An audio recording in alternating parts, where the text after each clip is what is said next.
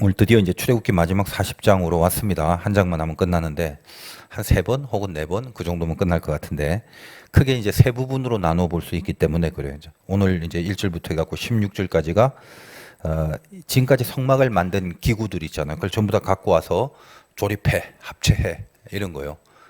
아시죠? 이 성막은 포터블 한 언제든지 들고 다녀야 되기 때문에 하나하나 낱낱이 기구들을 만들다가 이제 오늘 이걸 다 갖고 와서 일종의 조립 시작 이겁니다. 그래서 이제 완결된 성막을 세우는 그런 내용입니다. 16절까지가. 근데 이제 엄밀하게 말하자면 조립을 한 것이라기보다는 조립을 하라고 시키는 내용입니다. 이렇게 저렇게 그런 주문의 내용을 16절까지 다루고 있습니다. 그리고 나서 이제 17절에서 33절까지는 뭐 이런 이야기과 내용 분석이 여러분에게 어떤 관심이 있는지 모르겠지만 우리 이제 성경을 다루어야 되니까 일단 좀 알고 가자는 거지. 33절까지 이제 앞에서 16절까지 이렇게 저렇게 시켰는데 그렇게 했다라는 내용이에요. 예를 들면 뭐 19절 같은 데 보면 또 성막 위에 막을 펴고 그 위에 덮개를 덮으니 여호와께서 모세에게 명령하신 대로 되니라. 명령하신 대로 되니라 이렇게 표현되어 있잖아요. 그러니까 동일한 이 성막의 기구들 16절까지 등장했던 많은 성막의 기구들을 17절 이하도 동일한 또 그 기구들을 언급하면서 앞에서는 뭐예요? 16절까지는 이렇게 해라. 즉 이제 하라고 시키는 차원에서 그럼 뭘 하라고 하는지에 대한 그 내용의 차원에서 소개를 하고 있고 16절까지 17절 이하 뒷부분은 그렇게 하라고 하는 대로 다 했다. 즉 다 해버린 그 내용의 차원에서 소개를 합니다. 그러니까 시킨 내용이나 그대로 행한 내용이나 그 내용은 동일하니까 그 내용은 앞에 뒤에 동일하게 두 번 언급이 됩니다만 한 번 그렇게 시킨 거 또 한 번은 그렇게 시킨 대로 행한 거 저번 시간에도 이렇게 중복적인 표현을 통해서 주는 메시지가 있다고 했죠. 왜 그렇게 같은 말을 반복했을까를 제가 고민하다가 저 나름대로 큰 은혜를 받았다는 이야기를 전했는데 뭐 기억이 안 나시겠지만 뭐죠? 명령하신 것과 명령대로 행했다. 그것을 분명히 하고 있는 거라고 말씀드렸습니다. 명령하신 그대로 했다는 것을 분명히 하기 위해서 그 명령하신 내용을 두 번이나 쓰면서 요걸 이렇게 분명히 했다. 그러니까 그 내용이 두 번 나온 게 중요한 게 아니라 두 번 내용을 적음으로써 그 내용대로 했다라는 것을 강조하는 것이죠. 그런 은혜를, 그런 메시지를 우리에게 주려고 반복 기록을 했다라고 했습니다.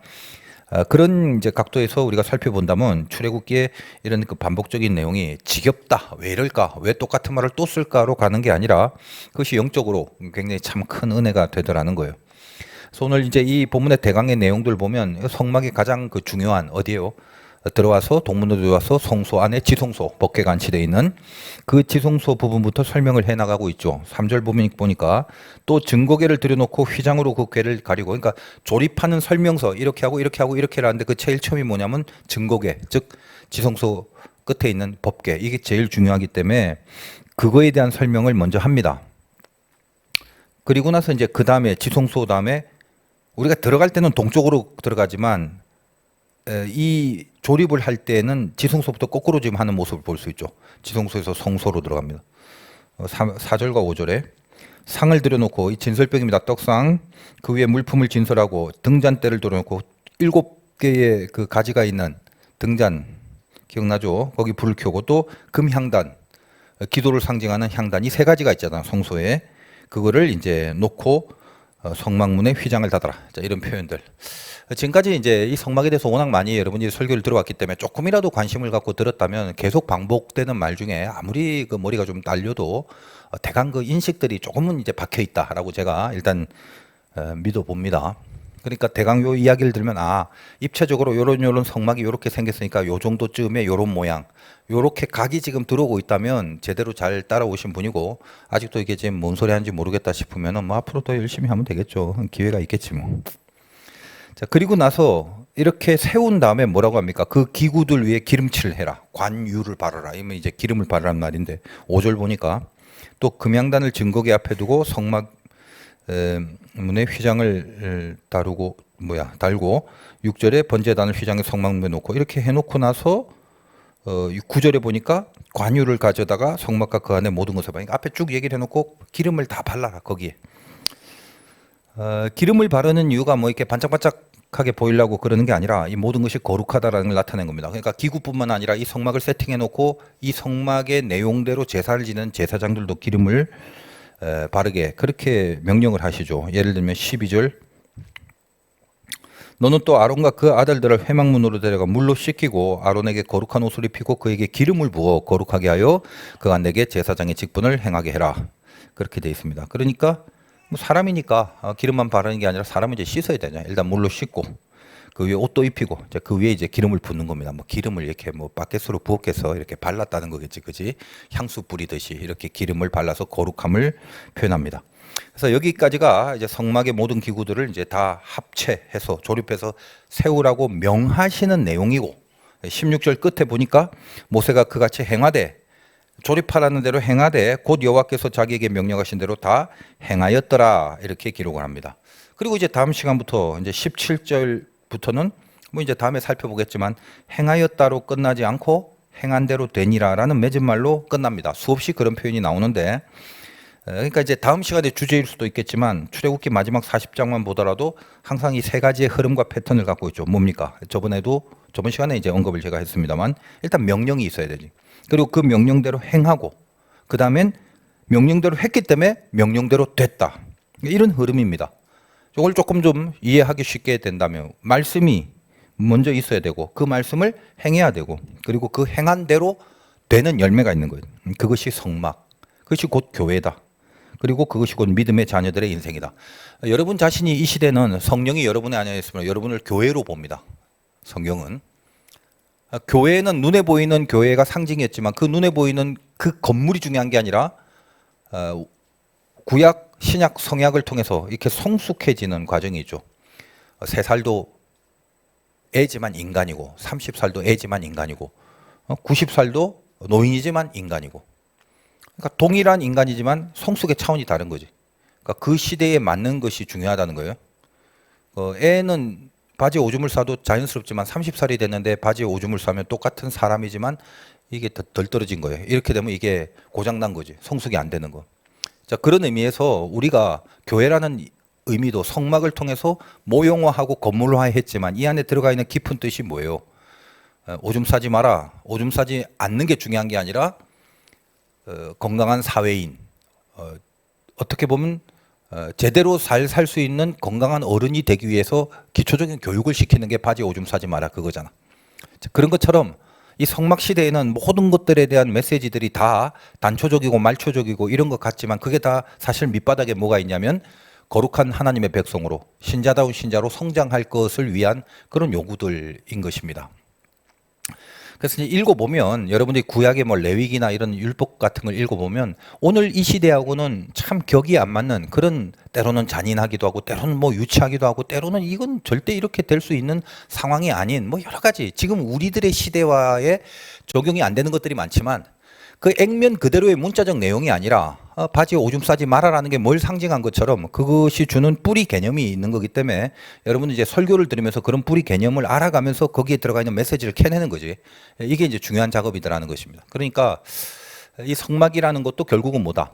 하나님의 임재가 본질이고 그 임재가 나중에 어떻게 되냐면 교회라는 오늘날의 이 교회라는 것도 껍데기 건물이 중요한 게 아니라 여기 하나님의 임재가 있냐 없냐의 싸움이고 그리고 이것이 결국은 이 교회를 구성하고 있는 여러분 스스로가 여러분 안에 성령이 있으면 성령이 거하고 임재하는 거죠. 하나님의 임재가 교회이기 때문에 여러분 스스로를 이 땅에서 성령이 너희 안에 거하는 성전인 줄 알지 못하느냐 이렇게 얘기를 하고 있다는 겁니다. 그러니까 이 성막의 모든 내용이라는 게 지금까지 살펴본 것처럼 거기에 칭의, 성화, 영화 이런 수많은 그 신앙적 노종과 과정들을 얼마나 내가 많이 설교를 했어요. 이제 이것들이 뭐냐면 성막을 지향하는 게 아니라 꼭 영적인 본질의 교회가 된 나에게 내 신앙 속에 그런 것들이 적용돼야 되기 때문에 수많은 이야기들과 긴 시간에 그 메시지들을 이런 걸 전했다라는 것입니다. 그러니까 결국 궁극으로 여러분이 하나님의 교회다라는 걸 잊지 말고 살아야 되는 거지. 그러니까 여러분이 교회라면 여러분도 마찬가지. 이 성막을 짓는 것처럼 교회를 짓는 것처럼 여러분을 짓고 만드는 것처럼 메시지, 말씀 그 명령이 있어야 되고 여러분 인생 속에 그 명령을 어떻게 행해야 되는 것이고 그것이 그 명령과 말씀을 행함으로 그 되어지는 마지막 열매가 여러분 속에 있어야 되는 거. 이 패턴이 고스란히 성막에도 적용될 뿐만 아니라 여러분 삶에 적용되는 거. 이것이 하나님 앞에 영광이 되고 완성이 되는 개념이다. 이게 믿음의 자녀들의 인생이다라는 거예요. 그 메시지를 암암리에 이 성막의 이 배경 속에서 우리들에게 전하고 있는 하나님의 마음을 읽을 수 있습니다. 그래서 오늘 1절 보면 여호와께서 모세에게 말씀하여 이르시되, 그렇죠? 항상 그렇듯이 말씀하여 이르시되, 이게 이제 시작이에요. 모든 것의 시작입니다. 그래서 하나님의 역사라는 것은 가장 먼저 말씀으로 출발하는 거다. 그 말씀이 뭐예요? 우리가 지금 살펴본 것처럼 성막을 설계했잖아. 하나님이 하신 말씀이 설계도잖아. 그리고 이 성막의 기구 중에 특별히 말씀이 그 안에 담겨져 있는 법궤, 그죠? 십계명의 그 깨어진 돌판, 그 하나님의 가장 중요한 계명이 그 법궤 안에 들어가 있다. 이것이 이제 핵심의 기구죠. 그래서 3절에 보면 그 증거궤를 가장 처음 언급하는 것입니다. 말씀이 시작이다라는 것과 맥락을 같이 하기 위해서죠. 그 말씀으로 이루어진 성막, 그게 결국 교회다라는 거고, 오늘날 여러분과 같은 그런 신자들이다, 이런 얘기를 계속적으로 합니다. 결국은 어떤 거예요? 여러분 안에 말씀이 있는 자, 이게 진정한 교회자. 성막의 가장 한가운데 지성소의 법궤 안에 말씀이 있는 것으로부터 시작한 것처럼 여러분의 신자됨의 시작, 즉 신자라는 신분의 진정성은 어디에 있느냐? 여러분 안에 똑같은 거야. 하나님의 이 증거궤, 하나님의 말씀, 이것이 있느냐? 그게 진정한 교회이며 진정한 신자다라는 얘기를 하는 것입니다. 그럼 여러분 안에 말씀이 있는가 스스로 한번 확인해 보세요. 교회인지 아닌지 여러분 스스로가. 2절 한번 본다면 너는 첫째 달 초하루에 성막 곧 회박을 세우나. 이런 성막을 첫째 달 초하루에 세우라고 합니다. 다시 말해서 성막은 나야. 그지? 영적으로. 그러니까 내가 언제 세우냐? 초하루. 초하루가 뭐냐? 첫째 달 1월이고 초하루는 1일이고 1월 1일 날 세우라. 그러니까 여러분 잘 생각해 보세요. 이스라엘이 출애굽할 때는 6월절을 기점으로 해서 그들의 달력을 바꿉니다. 알지? 이 날을 정월로 삼어라. 그러니까 이스라엘 백성은 출발하면서 달력 하나 새로 만들었어. 언제 출발이야? 6월절이야. 이제 애굽을 떠나서 하나님의 백성으로 시작. 요게 뭐냐면 1월 1일이야. 달력 새로 하나 만든 겁니다. 그래서 이제 유대력, 종교력이 있고 그냥 쓰는 민간력이 있고 복잡해요. 그러니까 유대적으로 1월이면 오늘날 우리가 지금 갖고 있는 달력으로 한 3, 4월 정도 돼. 그러니까 요런 그 차이가 있어요. 하여간 저들이 쓰는 것은 바로 이 그들이 하나님께로 만든 종교적 달력. 그게 따로 있다. 그러니까 1월 1일 날 출발한 거야. 그렇잖아요. 그리고 나서 한 1년이 지났어요. 출애굽한 뒤에 1년이 지난 후에 그 다음 해인 초하루 1월 1일에 성막을 오늘 세우라, 이렇게 얘기를 합니다. 그러니까 뭐 성막이 만들어지고 조립할 수 있는 모든 여건이 구비되기까지 1월 1일 전이었겠지. 1월 1일 넘었다면은, 넘을 때까지 준비가 안 됐다면 1월 1일 날 못 세우니까 적어도 1월 1일 전이었겠는데 그 세우는 날을 1월 1일 날 하라고 정했다는 거예요. 그들이 이미 만들어진 달력 중에 다음 해 1월 1일. 시사하는 바가 있잖아. 그것도 출발입니다. 따지고 보면 이런 거죠. 이스라엘이 출애굽을 하고 나서 이제 모세가 시내산에서 말씀을 받아요. 그리고 그 말씀 중엔 계명도 있겠지만 이 지금 성막을 만드는 설계에 대한 말씀도 많이 봤죠. 이 작업들. 그래서 그 설계도를 받았고 밑에서 툭탁거리고 만드는 이 모든 작업들이 출애굽한 다음에 근 한 1년 가운데 행해진 것입니다. 그럼 한번 생각을 해봐. 여러분이 그 1년 동안 그 작업을 하고 나서 오늘 1년 지난 첫날 1월 1일 일종의 봉헌식을 해라. 성막을 세우는 그 시작을 1월 1일에 해라. 뭐냐면 6월절과 같은 맥락. 여기가 너희들의 출발이다. 거기가 교회의 출발이고 거기가 신자의 출발이다. 그러니까 엄밀히 말하면 좀 더 구체적으로 무슨 출발이냐. 이스라엘이 광야에 40년을 보냈잖아요. 알죠? 그 광야 40년이 꽤 긴 기간인데 그럼 실제로 진짜 광야의 시작이라는 것은 출애굽을 하고 나서 홍해바다 건너고 나서 1년 뒤에, 그러니까 모세가 말씀을 받고 말씀대로 계명도 받고 성막의 설계도도 받아서 성막을 만들고 나서 1년 정도 기간 동안, 그리고 그 말씀을 붙들고 드디어 뭐다? 나머지 40년 동안 1년 뺀 그때부터 시작해서 드디어 광야 생활을 본격적으로 시작했다라고 보는 그것이 영적으로 정확한 해석과 진단이 되는 거예요. 광야 생활을 왜 해? 했죠. 이거는 애굽에서 벗어나면 가나안으로 가기까지 내가 만들어줘야 되는데 그 내가 신앙인으로서 만들어진 그 첫 출발이 언제냐면 하나님 앞에 말씀을 받은 그때부터 출발이고, 그 말씀을 받은 것을 교회라는 건물을 통해서 성막이라는 것을 상징하여 여기 하나님이 임재하고 하나님의 말씀이 있는 곳이기 때문에 여기로부터 시작하여 너희들의 본격적인 너희들이 만들어지는 그 영적 광야의 삶을 요시 땅 해라. 이런 의미에서 여기 초하루가 그 시작을 말한다는 겁니다. 신자됨이 만들어지는 시작. 본격적으로 내가 하나님의 자녀로 살고자 나를 만들려는 시작. 그게 초하루라는 개념이에요. 근데 뭐가? 말씀을 주고 말씀으로부터 시작한다. 말씀 주기 전에는 시작하지 말라고. 시작할 수도 없기 때문에. 아까 그랬잖아. 처음에 말씀이 시작이다 그래서. 만약에 마귀가 우리를 만약 방해한다면, 나를 만들어 가서 하나님의 약속의 땅 가나안 땅으로 들어가는 영광스러운 삶을 시작하려고 하는데 마귀가 이거 내버려 두지 않죠. 우리를 방해하려면 뭘 방해할 것 같아? 시작이 반이라고 하는데, 그렇죠? 여러분 항상 그 느낄 거예요. 시작이 반. 싫어 하다가 막상 딱 시작하면 반은 가잖아. 대부분. 뭐 반 안 가는 사람이 수두룩 빽빽하겠지만 좀 간다 이 말. 어쨌든 그러니까 시작하면 조금 가게 돼 있어. 그러니까 시작이 반인데, 시작을 못하게 한다는 것은 결국 뭐다? 출발을 못하게 하는 것뿐만 아니라 또 아예 하지 마. 그것도 시작이 안 되는 거지만, 또 방향을 이렇게 틀리게 잡고 가게 하는 것도 실패한 시작을 만들어 버리는 거지. 그렇지 않아요? 요즘 그 뭐 올림픽 한다면서 요즘 올림픽을 하는지 안 하는지 참 이상하게 관심이 안 가는데, 그렇지 않나요? 나만 그런가? 전에는 뭐 올림픽 그러면 뭐 우리나라가 메달도 별 뭐 그렇게 많이 따지도 못하지만 하여간 뭔가 우리나라가 나와서 막 잘하라고 막 가슴 좀이고 막 그지? 밤에 막 새벽에도 막 보고. 나만 그런가? 요즘 다 그러고 있어요? 옛날엔 그런데 이번에는 뭐 이렇게 별로 이렇게 감흥이 없어. 그래서 이게 나만 그런지 내가 그건 모르겠지만 대강 또 추세를 몇 명 물어보니까 다들 또 그런 것 같아. 별로 관심이 없고 감흥이 없다고. 왜 그런지 곰곰이 생각을 해봤는데 왜 이렇게 감흥이 없을까? 예전 같지 않을까? 여러 가지 진단을 하고 있습니다만 제 생각엔 그래요. 무기력입니다. 인류의 무기력이래 이게. 우리나라도 더하고. 코로나를 지나고 나서 인류가 변한 모습이 뭐냐?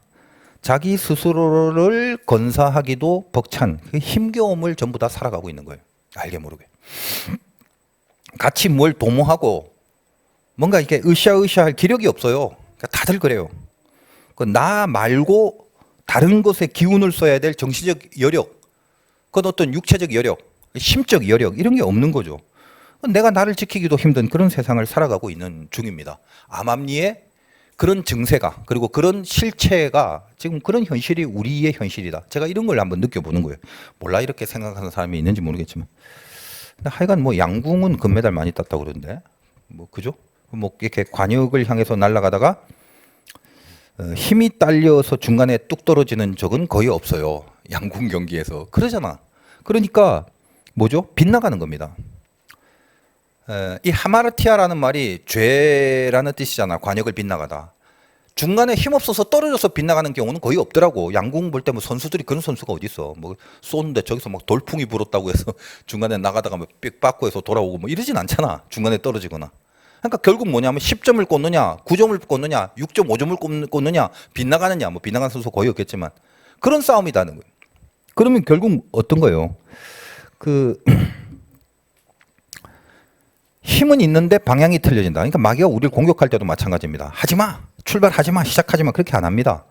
하지 마라고 하면 인간들이 원래 그 청개구리 과잖아. 그래서 하지 말라면 뭔가 발끈해서 자꾸 하려고 하거든. 그러니까 마귀들도 똑똑해요. 손 안 대고 코 푸는 방법이 뭐냐? 해 하면서 이렇게 살짝 각을 틀어버리는 거예요. 그러니까 각을 튼다는 게 뭐냐면 그 역할을 할 수 있는 결정적인 힘이 어디 있냐 하면 예수 믿는답시고 하나님의 백성이랍시고 사는 우리들 중에 각을 틀 수 있는 결정적 힘이 어디 있냐? 제가 이제 카이로스 성경 공부를 통해서 혹은 뭐 평소 설교를 통해서든지 늘 자주 드리는 말씀이 뭐예요? 말씀은 방향이고 기도는 힘이다. 그러니까 자전거를 탈 때도 앞바퀴는 방향이고 뒷바퀴는 추진력 힘이기 때문에 페달을 아무리 밟아도 앞이 틀려버리면 또랑으로 떨어지는 거고, 앞에 아무리 방향을 잘 짚고 있어도 페달을 밟지 않으면은 나가질 않는 거고. 그러니까 둘 다가 중요한데 말씀은 앞바퀴에 해당한다. 이게 방향이라고 그랬잖아. 그러니까 방향을 틀어버리면 된다는 것은 결국 뭐냐? 말씀을 틀어버리면 되는 거예요. 성경을 보면 이렇게 동일한 패턴이 있습니다. 세상에 어떤 일이 발생하잖아. 사건, 문제, 사고. 그러면 그거를 하나님이 당신의 사랑하는 백성이기 때문에 당신의 방법으로 해결을 해 주시기 위해서 선지자를 세워요. 똑똑하거나 잘나서 세우는 게 아니야. 그 선지자는 희한한 종자들 많아. 하여간 사람을 세워. 그리고 그 사람에게만 말씀을 줍니다. 그리고 그 선지자는 그 말씀을 받아서 목숨을 걸고 그걸 전해야 돼요. 그리고 나서 그 전한 말씀을 백성들이 뭐 알아듣고 순종하느냐 안 하느냐, 그건 이제 그 다음 문제, 그 듣는 자들에게 달려 있는 거죠. 자, 그렇다면 마귀가 공격하는 부분이 어디냐? 하나님이 말씀을 던져주면 그 말씀이 시작이고 그 말씀이 일하는 거기 때문에 그 위력은 건드릴 수가 없어요. 그러니까 마귀가 큰일 났네, 말씀이 던져졌네, 내가 지금 이걸 휘 흔들어 놨고 막 망치게 하려고 했는데 말씀이 던져지네. 그럼 마귀가 뭘 공격하겠냐 이 말이에요. 하나님을 공격할 수는 없죠. 그럼 그 다음에 뭐예요? 그 다음에 그 말씀을 듣고 전하는 자를 공격합니다. 그렇지. 뭐 그냥 안 봐도 비디오자. 그럴 수밖에 없잖아. 어떻게 하나님 공격해? 근데 말씀이 떨어졌어. 그럼 누구를 봐야 되냐면 그 말씀을 받은 선지자. 올바로 듣고 올바로 전한다면 진짜 선지자가 맞습니다만 성경이 늘 주의해라, 조심해라. 이 뭐예요? 여러분 익숙하게 들은 게 다 뭐지? 거짓 선지자. 근데 잘 봐. 거짓 선지자라는 말은 들어봤고 그건 성경에 있는데 거짓 기도자, 거짓 장사꾼, 뭐 거짓 정치가, 거짓 제사장, 거짓 재판자 이런 거 없어요. 거짓은 선지자에만 붙어. 거짓 선지자. 무슨 말인가? 선지자가 말씀을 틀리게 전하는 거, 혹은 아예 말씀이 아니라 딴 걸 전하는 거. 그걸 통해서 그 시작의 각도를 바꿔서 하나님의 길을 향하지 못하게 만드는 겁니다. 그 역할을 하는 자. 다시 말하면 말씀이라는 명분을 가지고 정작 말씀을 안전하거나 혹은 말씀이라는 명분으로 말씀을 안전하거나 틀린 말씀을 전하는 자. 그들이 뭐다? 거짓 선지자라는 거예요. 그러니까 하나님은 이 거짓 선지자를 세우진 않죠.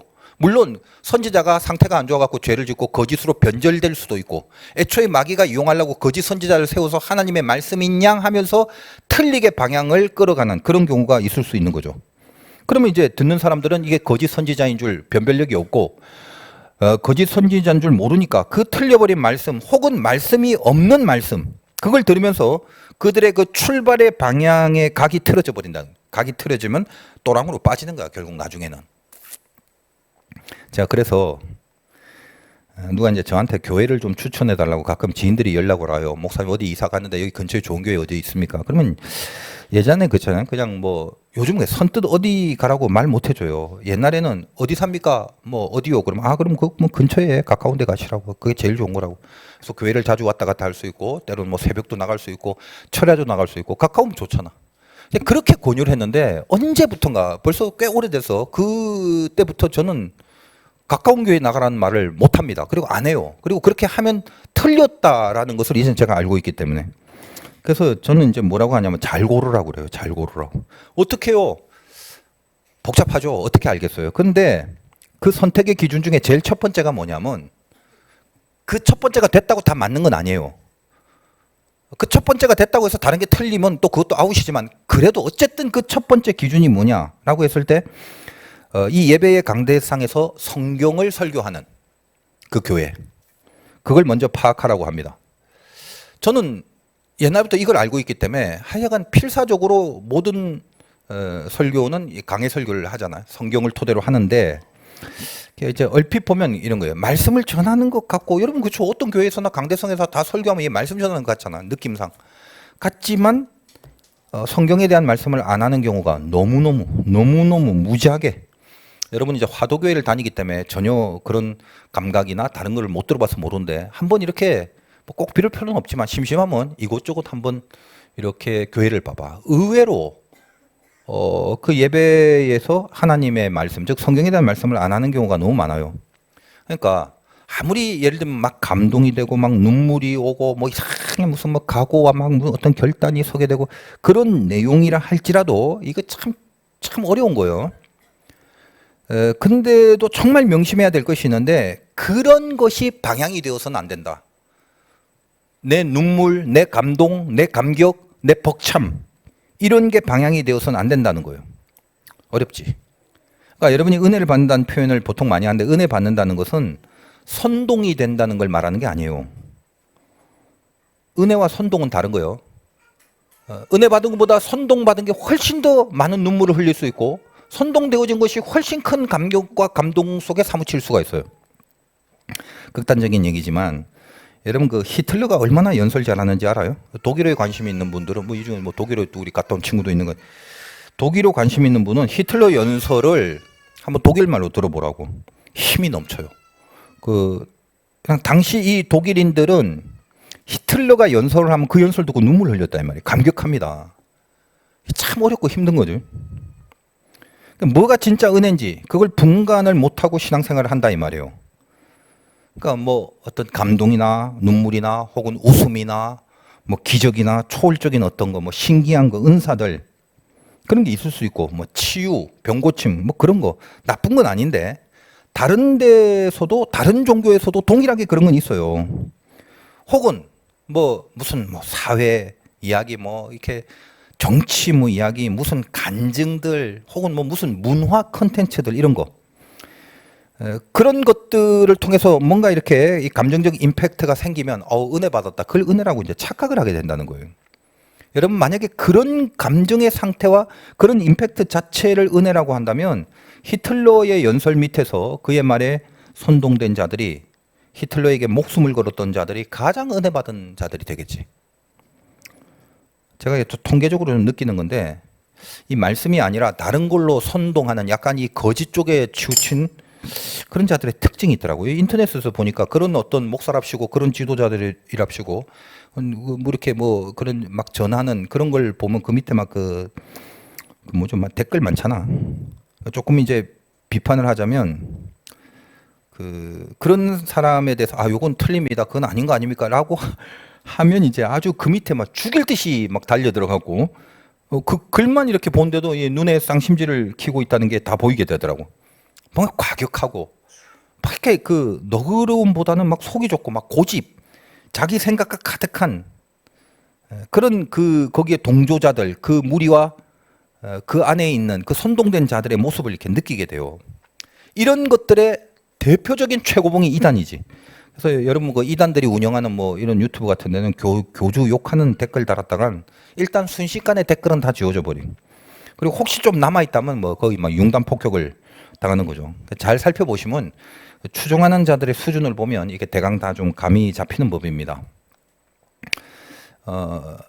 교회가 참 중요하고 성막이 얼마나 중요해. 근데 이 강대상이 얼마나 중요해. 여기는 방향을 잡는 곳인데 강대상에서 성경이 사라져버리고 성경을 전달해주는 사역을 안 한다면은 그건 이제 고스란히 이단이 가져가서 이단이 이용해 버리는 겁니다. 제가 그 이단한테 당하는 게 너무나 억울한 이유가 뭐냐면 걔들이 다른 방법이 아니라 성경을 통해서 틀린 방향으로 가는 거거든요. 그러니까 뭐 하고 갔냐면 여러분 자동차 운전할 때 말이야. 내비게이션이란 게 있잖아. 그거 보면 다 가게 돼 있어. 근데 내비게이션을 안 켜고 자기 기분이나 자기 경험이나 뭐 전에 가봤던 과거 사실이나 그런 거에 의존하면서 운전하다가 보면 차가 이게 엉뚱한 데로 갈 확률이 높아요. 근데 내비게이션을 켜고 그걸 따라가면 정확하게 가는 거죠. 물론 그것도 좀 타고난 그 운전의 능력이 있어갖고 우리 교회 뭐 교육자들은 거의 다 길치라서 난 누구라고 말은 못하겠는데 그분은 내비게이션을 보고 갔는데도 어디 이상한 드럼통 뭐 이렇게 막다른 골목 뭐 이런 데가 일부러 거길 가려고 해도 그게 안 나올 것 같아요. 근데 정신 차려보니까 이거 어디야? 근데 이상하다. 여기 따라왔는데 이랬대요. 그건 뭐 어떻게 설명이 안 되는 거지. 그건 뭐 타고난 운전 능력이고 그건 뭐 어쩔 수 없는데 일반론적으로 말하는 것입니다. 일반론적으로. 그러니까 내비를 켜고 의존하기만 하면 되는데 이걸 안 켜고 하다 보니까 엉뚱한 데로 갈 확률이 높더라는 거예요. 근데 내비만 켜면 돼. 그럼 정확하게 가잖아. 근데 평소에는 어때요? 말씀이라는 이 내비를 안 켜고 운전하다 보면 어떤 녀석이 쟤 안 쓰네. 그래서 뭐 못된 녀석이 그 내비를 훔쳐갖고 그 안에 있는 소프트웨어를 다르게 만들어버려요. 그래서 목적지를 치면 막 엉뚱한 데로 끌어가고. 이단이 그런 것 같다는 거예요. 그러니까 우리가 말씀을 전하지 않으니까 말씀이란 내비를 안 켜고 살아가니까 그 말씀을 뺏어갖고 안에 소프트웨어 바꿔버려갖고 방향을 틀리게 조작을 해버린 그런 성경을 가르친다는 겁니다. 그러니까 여러분이 계속 운전할 때마다 항상 예배 드릴 때마다 여러분 삶을 살아갈 때마다 이 내비를 켜고 내비가 가르치는 방향으로 즉 말씀이 가르치는 방향으로만 운전을 하고 살았다면 그거 뺏길 리가 있나. 내가 매일 그 내비를 보는데 누가 훔쳐가. 오늘 말씀 제목이 이제 초하루인데 시작이라는 겁니다. 말씀으로 시작하는 거. 그러니까 말씀으로 시작하면 그 말씀이 앞서 나가고 그 말씀이 이루어내는 그런 역사를 보게 됩니다. 그러니까 하나님이 세상을 시작하실 때 시작이란 말 창조죠. 창조하실 때 그때도 말씀이지 않습니까? 그러니까 여러분이 늘 들어왔던 말씀이 말에 대한 존댓말이라는 언어적 개념으로만 갖고 있지 말고 이 말씀이 나에게 어떤 의미가 있는지 이 말씀이 능력이라는지 뭔가를 이렇게 피부로 실감하는 그런 시간이 됐으면 좋겠는데 말씀이 뭐야? 빛이 있으라. 그건 하나님의 말씀이 된다면 빛이 있으란 말이 하나님이 하신 하나님의 말씀이 된다면 그는 그 말씀 자체가 내용이 아니라 능력이 되는 거예요. 제가 여기서 불 좀 켜라 그러면 저 뒤에 스탭들이 멀뚱거리고 있으면 불은 안 켜져요. 그렇지. 근데 저는 불을 켜라는 언어를 전달했기 때문이죠. 이걸 말이라고 그런다 이 말이에요. 근데 말씀은 물론 말의 존댓말이지만 신앙 안에서 말씀이란 개념은 하나님의 말입니다. 그거는 커뮤니케이션을 위한 언어가 아니라 그냥 그 말씀이라는 건 자체가 역사하고 능력이죠. 그래서 하나님이 불 켜라 그러면 그냥 다 켜줘요. 스탭들 다 자고 있어도 상관없어. 켜라 그럼 빛이 있으라 그럼 빛이 생기는 겁니다. 거기서부터 시작되는 게 말씀입니다. 여러분에게 그 말씀이 주어져 있다는 거예요, 지금. 여러분이 말씀으로 이 초하루를 삼아야 됩니다. 성막을 세우라 초하루에. 지금까지 쭉 흐름이 그지. 이 말씀으로 초하루를 삼아라. 요한복음에도 제가 설교할 때 태초에 말씀이 계시니라 그렇게 시작합니다. 창세기도 태초라는 말이 나오지만 창세기 태초는 그야말로 시간의 태초, in the beginning을 말하지만 요한복음에 있는 태초는 우리가 얼핏 생각하면 영어 성경은 in the beginning이라고 번역이 되어 있지만 시간의 시작이 아니에요. 요한복음 설교를 들으신 분들이 기억하실지 모르겠지만 제가 이런 말 좀 드릴 필요는 없는데 제 기억에 신약 성경의 요한복음과 구약의 욥기라는 부분이 아마 코로나 시절 가장 힘들었을 때 제가 하나님 앞에 말씀을 받아서 설교한 내용입니다. 거기에는 저도 몰랐던 수많은 그 메시지들과 하나님이 주신 말씀들이 그걸 준비하면서 제가 받은 게 너무 많아갖고 사실 너무너무 아까워. 그러니까 여러분들이 적어도 우리 화도교회 다니는 분들이라면 좀 아예 그 부분에 정통한 사람이 좀 됐으면 좋겠다. 복음에. 그래서 그 요한복음 같은 것들 혹은 이제 욥기는 너무 어렵지만 뭐 욥기 설교를 거의 시중엔 잘 하지 않습니다. 그러니까 여러분들이 좀 기회가 되면 내가 정말 가장 복음의 핵심 중에 특히 성경 내용 중에 어떻게 보면 다 중요하지만 가장 중요한 어떤 맥락을 꼭 한번 잡고 싶다 그럴 때는 이 요한복음을 여러분이 한번 천천히 정리해 가면서 들어보거나 여러분 읽으면서 묵상을 해 나가면 그 하늘이 열리는 참 귀한 그런 그 경험을 하게 될 것인데 그냥 저의 바람입니다. 저의 바람. 그러니까 쓸데없이 다른 거 보면서 시간 낭비하느니 거기에 영적으로 투자를 한다면 그 말씀이 여러분의 삶을 시작시킬 것이 분명한데 뭐 그런 생각을 하게 돼요. 그 요한복음 처음 시작이 태초에 말씀이 계시니란데 그 태초란 말이 시간의 처음이라는 개념이 아니죠. 그러니까 그때도 말씀을 드렸습니다만 그 요한복음의 태초라는 말은 그 헬라어가 아르케입니다. 아르케. 이 아르케라는 게 굉장히 전문적인 용어인데 진료라고 그래요. 철학에서는. 그럼 진료라는 말이 뭐냐? 이거 substance를 말하면 substance도 뭐냐? 근본, 본체죠. substance, 밑바닥에 있는 거. 뭐가 세워지려면 이것이게끔 되는 근본이 필요하죠. 그게 substance다 이 말이에요. 이런 생각을 하는 것이 철학의 시작인데 사람이 뭐 먹고 살까? 짜장면 먹을까? 짬뽕 먹을까? 이런 단초적인 생각이 아니라 뭔가 인생의 그 진료 그것이 되게끔 한 그것이 뭔가를 생각하는 이 깊은 철학의 시작은 사실은 두려움에서부터 나왔죠. 그래서 원시인들이 사냥하러 갈 때 보니까 어디 가서 토끼 잡아먹고 사슴 잡아먹고 배만 부르면 되는데 어느 날 갔더니 친구가 옆에서 갑자기 벼락을 맞아 죽어. 이게 뭐야? 죽네? 또 어느 날 갔더니 막 홍수가 나고 어느 날 갔더니 지진이 나고 어느 날 갔더니 무슨 화산이 폭발하고 어느 날 막 돌풍이 불고 죽어. 두렵죠. 죽는다는 건 본능이니까. 그때 생각을 하게 돼요. 어떻게 하면 피할까?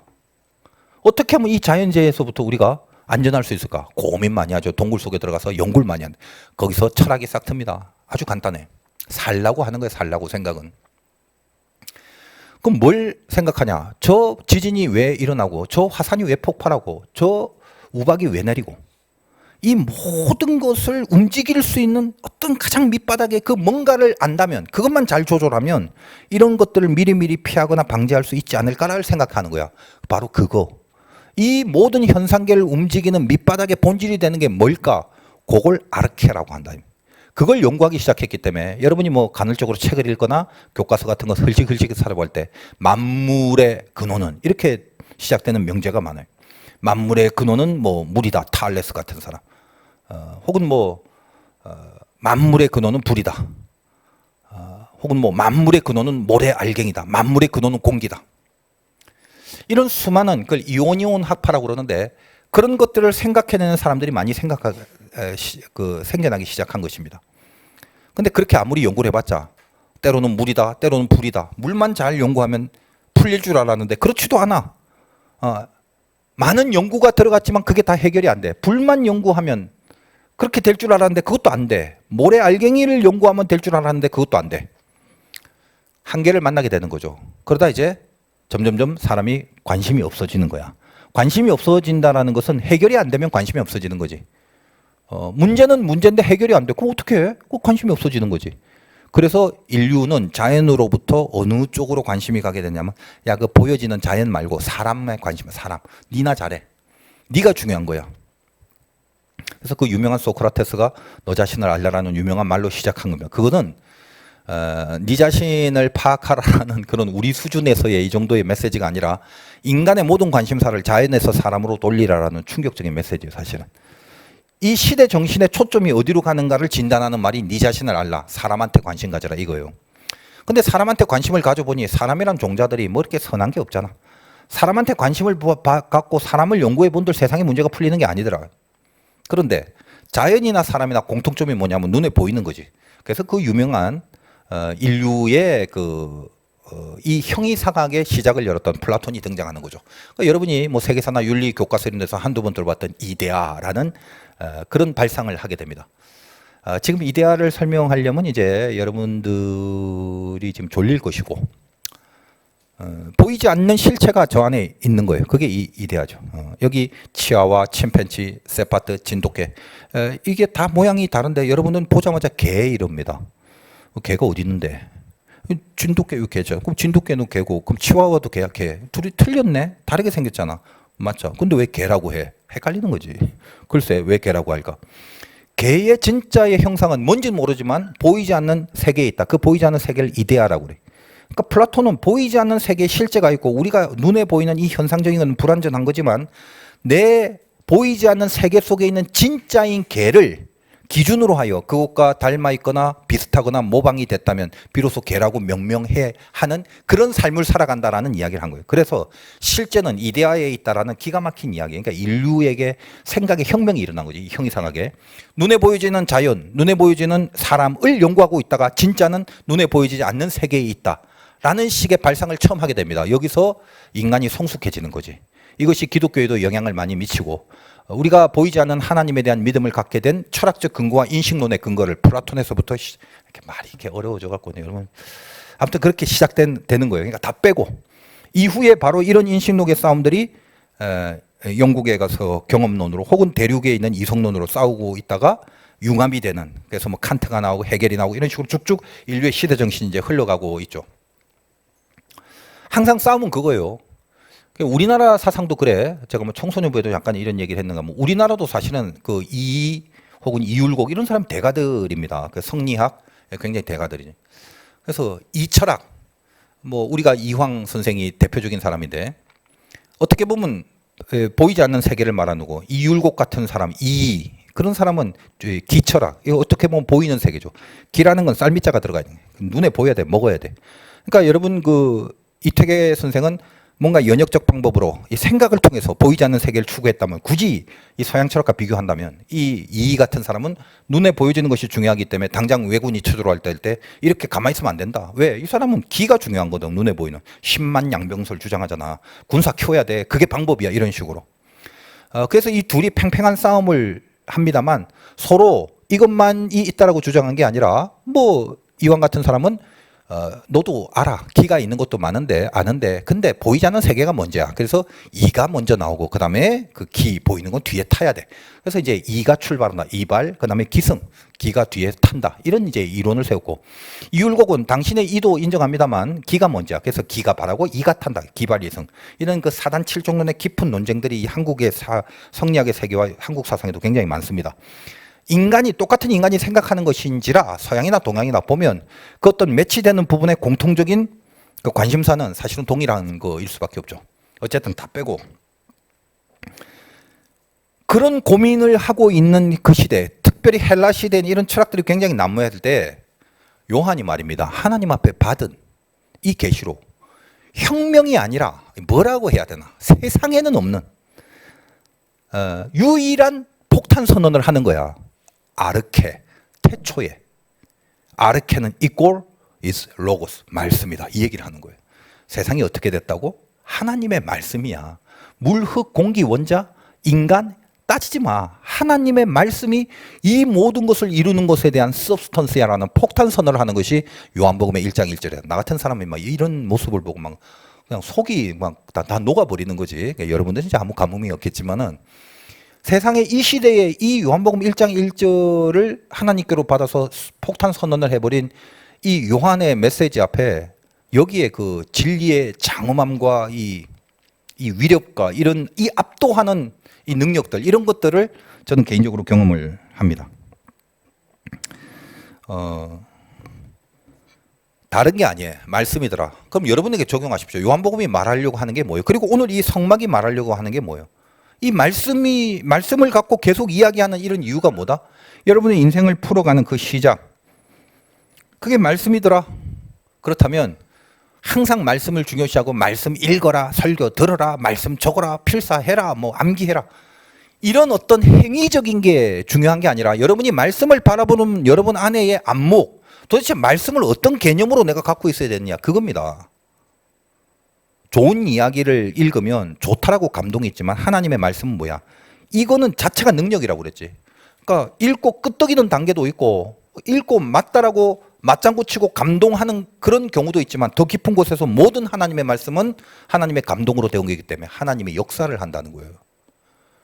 그러니까 내가 조금 위험하지만 여러분들에게 좀 더 이 말씀에 대한 그 붙잡힘을 제가 유도하기 위해서 이게 조금 위험합니다만 좀 주술적인 내가 이야기를 할 테니까 제가 이제 신학교를 딱 졸업하고 어디 갈 데가 없어갖고 보증금도 없이 한 달에 그때 2만 원인가 3만 원밖에 안 하는 그런 옛날 여관이었는데 이 얘기 막 들은 사람도 있을 거야. 나하고 오랫동안 신앙생활한 사람. 근데 이제 그거를 이제 폐업을 하고 그렇게 나그네들이 그냥 뭐 이렇게 한 달, 두 달 묵고 가는 걸로 만든 그런 곳이 있었어요. 어떻게 또 기가 막히게 그걸 찾아갖고 그 광화문의 적십자병원 그 위쪽인데 지금 아마 다 없어졌을 거야. 근데 싼 이유가 뭐냐? 냉난방이 안 돼요. 냉난방이 안 되고 불도 1시인가 이후에는 이렇게 꺼져버려. 전기 자체를 안 들어와. 그러니까 장판이 있어도 안 돼. 더 이상 덮개가 안 된단 말이지. 왜? 보증금도 없으니까 뭐 월세 안 내고 도망간 사람도 많을 것이고 그런 모든 것을 감안하고 주어진 곳이다. 그래서 그날 이제 그래도 물은 필요하니까 제가 뭐 이렇게 계단 올라와고 2층 그쪽 거였는데 밑에는 마당이 있었고 참 추웠어요. 추웠는데 내가 원래 더위를 많이 타니까 추위를 좋아하긴 하는데 생겨울날 아무 난방도 없이 거기서 있다는 것은 이건 추위를 좋아하는 게 아니라 이건 인간의 한계를 넘어서 있는 거지. 뭔가 불안한 거예요. 찌직 소리가 나서 이렇게 눈을 떠봤더니 물을 먹으려고 떠나온 유리 마요네즈 병에 물을 떠났는데 그게 얼어갖고 병이 깨지더라고. 방에서. 그때 내가 이제 두려움을 느꼈죠. 죽을 수 있다. 이거는 죽을 수도 있구나. 근데 그 상황 속에 그 현실에 직면하니까 갑자기 서글프더라고. 근데 서글프군 둘째치고 지금 여기서 죽을 수도 있다는 두려움이 있으니까 할 게 아무것도 없어. 그래서 이 서글픈 이 마음을 위로받기 위해서 성경을 이제 폈는데 그 중에 이렇게 문득 보다가 이렇게 보니까 제일 슬픈 데가 어딜까? 그러니까 애가라는 게 있어요. 애가. 예레미야 애가가 있지. 슬픈 노래예요. 그래서 그 애가를 탁 열었더니 거기에 내 눈에 보이는 게 그거예요. 너를 진멸하지 않겠다. 그 앞부분에 인생의 고난과 그 담즙과 그 쓰디쓴 것들이 있었지만 내가 너를 불쌍히 여기고 너를 인도할 것이고 너를 진멸하지 않겠다. 이런 말씀이 눈에 딱 들어오는 거죠. 그 말씀을 딱 보는데 물론 그때는 내가 굉장히 막 힘들고 가난하고 막 마음 심령이 가난해지고 연약하고 아무것도 할 수 없는 단계이기 때문에 그 말씀 하나에 붙들리는 간절함이 생겼을 수도 있겠죠. 그러나 그것도 역시 은혜지. 근데 무슨 생각을 했냐면 내가 좀 위험하지만 내가 이 얘기를 해요.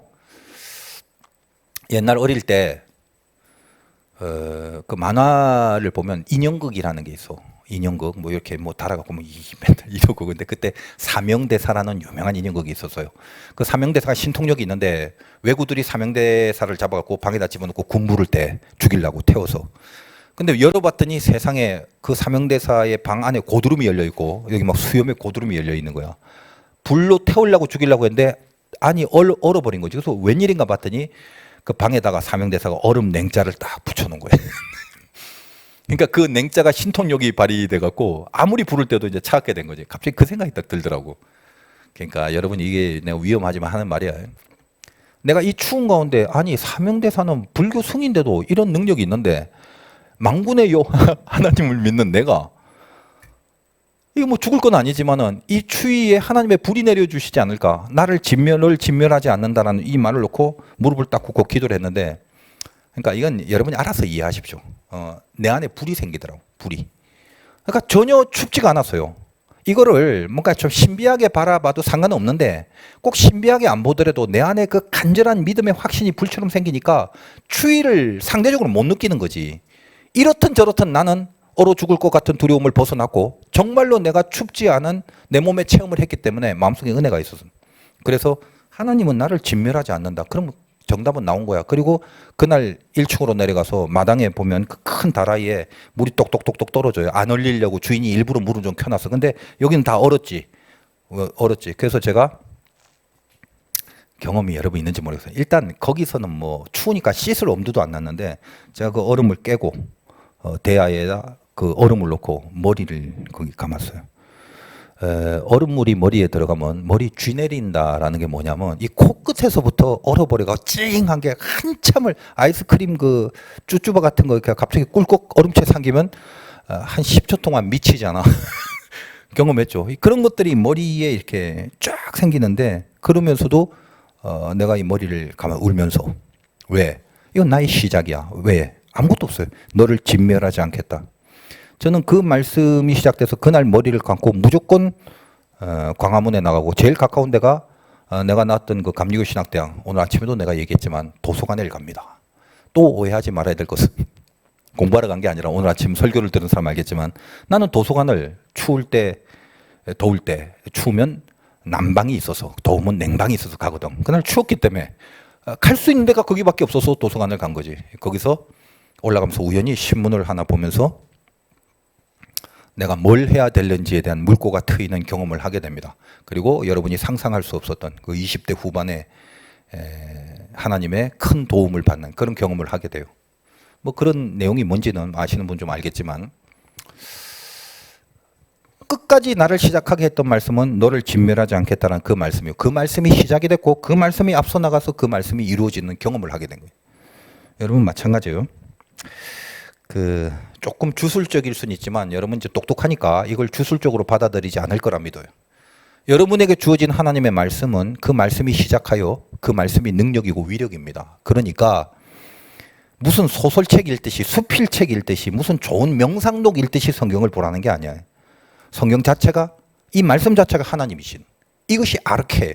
여러분의 모든 삶과 운명의 밑바닥에서 움직이고 흔들고 만들어내고 이끄는 그게 아르케다 이 말이에요. 이 마음과 정신을 갖기만 해도 여러분이 접하는 앞으로의 하나님의 말씀은 여러분을 만들어 나가고 완성시킬 것입니다. 이것이 말씀의 위력이에요.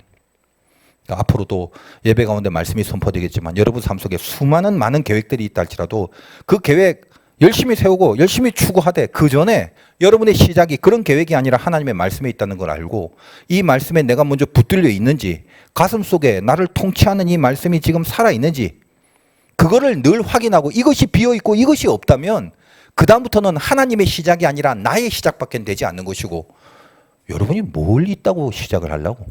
뭘 갖고 시작할래? 아무것도 없으면서 그냥 시작하지 말라고. 그러니까 시작해도 안 돼 아무것도 없는 사람은. 그러나 내가 아무것도 없기 때문에 말씀으로 시작을 하면 하나님이 시작을 해주시는 거고 하나님이 끌어가시는 거고 그 말씀이 앞서 나가시는 거거든요. 삶을 어떻게 살아야 되는지 다시 한번 생각하시기 바라고 여러분 손에 주어져 있는 하나님의 말씀이 능력 자체라는 실감을 하시기 바라요. 신비입니다. 그리고 능력입니다. 경험하세요. 그리고 그것이면 됩니다. 그것이 여러분의 운명이다. 기도하겠습니다.